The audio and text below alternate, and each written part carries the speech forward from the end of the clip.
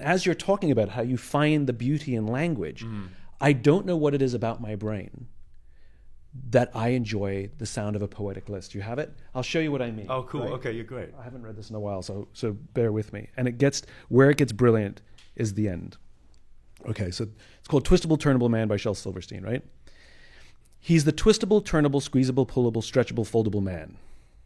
He can crawl in your pocket or fit in your locket, or screw himself into a 20-volt socket, or stretch himself up to the steeple or taller, or squeeze himself into a thimble or smaller. Yes, he can. Of course he can. He's the twistable, turnable, squeezable, pullable, stretchable, shrinkable man. And he lives a passable life with his squeezable, lovable, kissable, huggable, pullable, tuggable wife. And they have 2 twistable kids who bend up the way that they did, and they turn and they stretch just as much as they can for this bendable, foldable, do what you're totable, easily modable, buy what you're sotable, washable, mendable, highly dependable, buyable, sellable, always available, bounceable, shakeable, always unbreakable, twistable, turnable man. Oh, fantastic. That's very, very good. I love the list. Tumbles off the tongue. I love the list.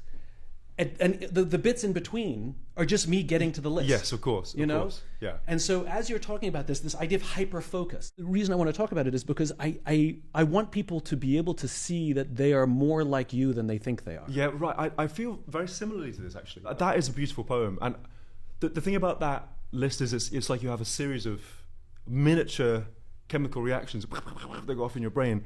But the thing about it is that everybody who's ever perceived language, or you could say music as well, has experiences a version of this.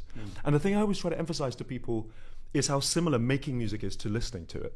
It's the same exact thing, except the other way around. So when you listen to something, you might be in a particular mood. You might say, oh God, and I'm trying to reverse engineer the emotional remedy to my mood. And I know that the right song will hit the spot right on. It might be like a Bon Iver day, but only Bon Iver can hit the spot, or Sufjan Stevens day, or Earth, Wind & Fire day, whatever it happens to be.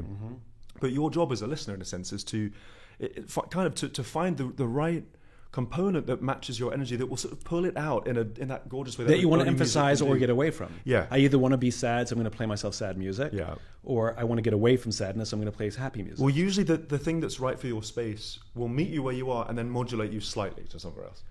And so I guess that the thing with making music is it's similar, and it kind of comes back to the candlelit dinner scenario of how are you feeling today, and whatever you say is actually fine, but it's just like a